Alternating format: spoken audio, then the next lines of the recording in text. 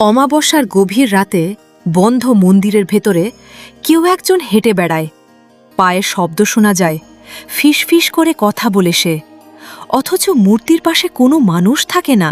উত্তর কলকাতার সুকিয়া স্ট্রিট, ব্যস্ত রাস্তা, হকারদের হাঁকডাক, ট্রামের ঘণ্টি, আর ঠিক তার মাঝখানে লুকিয়ে আছে একটা মন্দির, যাকে ঘিরে প্রজন্মের পর প্রজন্ম ধরে চলে আসছে এক গা ছমছমে বিশ্বাস। এই মন্দিরের নাম শ্যামসুন্দরী কালী মন্দির। স্থানীয়রা একে ডাকেন আরেক নামে, জীবন্ত কালীর মন্দির। কেন এই নাম? কারণ এখানকার বিশ্বাস দেবী এখানে শুধু পাথরের মূর্তি হয়ে থাকেন না, তিনি এখানে সত্যিকারের জীবন্ত রূপে বিরাজ করেন। মন্দিরের গর্ভগৃহে দেবীর ছোট্ট একটি মূর্তি, কিন্তু এখানে একটা আশ্চর্য ব্যাপার আছে। এই কালী মন্দিরে দেবীর সঙ্গেই একসাথে অধিষ্ঠিত আছেন জগন্নাথ, সুভদ্রা আর বলরাম। পাশে আছেন ভৈরব। কালী মন্দিরে এভাবে জগন্নাথ দেবের অবস্থান সচরাচর দেখা যায় না। আর এখানেই এই মন্দিরের প্রথম রহস্য লুকিয়ে। দেবী এখানে পূজিত হন এক শিশু কন্যার রূপে, তাই এই মন্দিরে অম্বুবাচী পালন করা হয় না, যা অন্য অনেক কালীক্ষেত্রে হয়ে থাকে। এমনকি দেবীকে এখানে মাছ মাংসের ভোগও দেয়া হয় না। বিশ্বাস, ছোট্ট এক কন্যার মতোই তাকে যত্ন করা হয়, নিরামিষ, শুদ্ধ, সাত্ত্বিক আয়োজনে। প্রতিদিন দুবেলা এখানে অন্নভোগ রান্না হয়।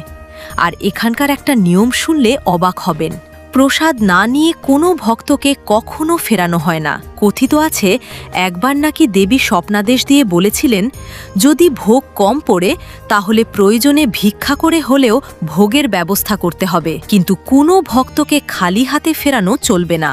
আর ভক্তদের বিশ্বাস, শ্যামসুন্দরী মা সত্যিই কখনো কাউকে খালি হাতে ফেরান না। ভক্তি ভরে পুজো দিলে মনস্কামনা পূর্ণ হয়। কিন্তু আসন যে গল্পটার জন্য এই মন্দিরের নাম ছড়িয়ে পড়েছে লোকমুখে, সেটা আরও গায়ে কাটা দেওয়ার মতো। ভক্তদের মধ্যে অনেকেই দাবি করেন তারা নাকি নিজের চোখে দেখেছেন দেবীর প্রতিমার চোখের পাতা পড়তে। আর সবচেয়ে রহস্যময় যে ঘটনা মানুষের মুখে মুখে ফেরে, তা হল অমাবস্যার রাতে নাকি শ্যামসুন্দরী মা মন্দির চত্বরে হেঁটে বেড়ান আর ফিস ফিস করে কথা বলেন।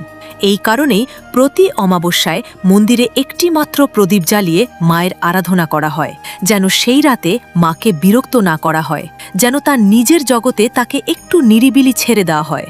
ভাবুন তো, একটা ঘিঞ্জি কোলাহলপূর্ণ কলকাতার রাস্তার মাঝে রাতের অন্ধকারে একটা মাত্র টিমটিমে প্রদীপের আলোয় নিস্তব্ধ মন্দির চত্বর।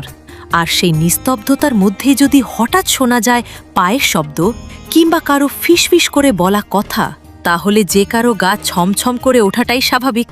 সারা বাংলা জুড়েই এমন বহু জাগ্রত কালী মন্দির আছে, যেগুলোকে ঘিরে লৌকিক আর অলৌকিক গল্পের অভাব নেই।